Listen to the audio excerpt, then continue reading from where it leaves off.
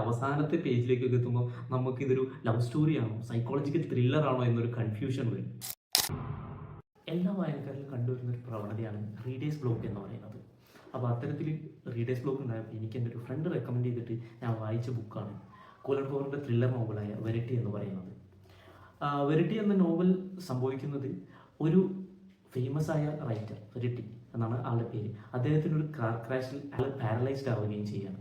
അതിനുശേഷം അദ്ദേഹത്തിൻ്റെ കണ്ടിന്യൂ ചെയ്തു വന്നിരുന്ന ഒരു പുസ്തകത്തിൻ്റെ സീരീസ് കംപ്ലീറ്റ് ചെയ്യാൻ വേണ്ടി ലോവൻ എന്ന റൈറ്റർ അദ്ദേഹത്തിൻ്റെ വീട്ടിലേക്ക് താമസം ആരംഭിക്കുകയാണ്.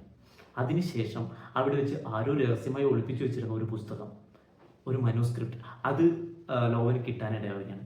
അതിനുശേഷം ആ മനുസ്ക്രിപ്റ്റിനെ ചുറ്റിപ്പറ്റിയും അതിലടങ്ങിയിരിക്കുന്ന കാര്യങ്ങളും അതുപോലെ തന്നെ ലോവൻ്റെ ദൈനംദിന ജീവിതത്തിൽ ആ വീട്ടിൽ വെച്ച് സംഭവിക്കുന്ന ഒരുപാട് സംഭവ വികാസങ്ങളും കൂട്ടിയിണക്കിയിട്ടുള്ള ഒരു പുസ്തകമാണ് വെരട്ടി എന്ന് പറയുന്നത്.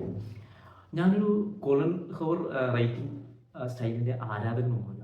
അതുകൊണ്ട് തന്നെ പുസ്തകത്തിൻ്റെ ആദ്യം തൊട്ടൊരു പകുതി വരെ എനിക്ക് വളരെ മടുപ്പ് തന്നെ തോന്നിയിരുന്നു ആ പുസ്തകത്തിലെ എഴുത്ത് ശൈലികളോട്. കാരണം ആളുടെ ശൈലി എപ്പോഴും ഒരു റൊമാൻറ്റിക് ലവ് ഫാൻറ്റസിക് ഒരു ഫിക്ഷണൽ സ്റ്റൈലാണ് എപ്പോഴും ഉണ്ടാവാറുള്ളത്. അതുപോലെ തന്നെയാണ് ഈ നോവലിലും പകുതി വരെ ആൾ എഴുതി വെച്ചിരിക്കുന്നത്. എന്നാൽ ആ പകുതിക്ക് ശേഷം നമ്മൾ ആ ക്ഷമയോടെ കാത്തിരുന്ന ആ പുസ്തകം വായിക്കാൻ തയ്യാറായാൽ മാത്രമേ ആ ത്രില്ലർ എഫക്റ്റ് നമുക്ക് കിട്ടുള്ളൂ.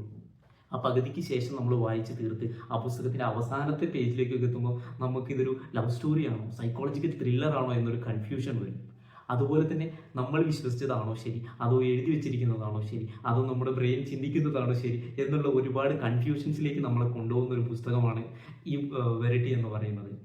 നിങ്ങൾക്ക് കൊലൻ ഹൂവറുടെ റൈറ്റിംഗ് ശൈലി കൂടുതൽ ഇഷ്ടമാണെങ്കിൽ, അല്ലെങ്കിൽ ആ ഒരു തുടക്കം മുതൽ പകുതി വരെ ചെറിയ മടുപ്പോടെ പുസ്തകം വായിച്ച് അവസാനം ആ ത്രില്ലർ എഫക്റ്റിലേക്ക് വരുന്ന കൈൻഡ് ഓഫ് പുസ്തകങ്ങളോട് താല്പര്യമുള്ള ഒരാളാണെങ്കിൽ നിങ്ങൾക്ക് തീർച്ചയായിട്ടും ഈ പുസ്തകം വാങ്ങി വായിച്ച് നോക്കാവുന്നതാണ്.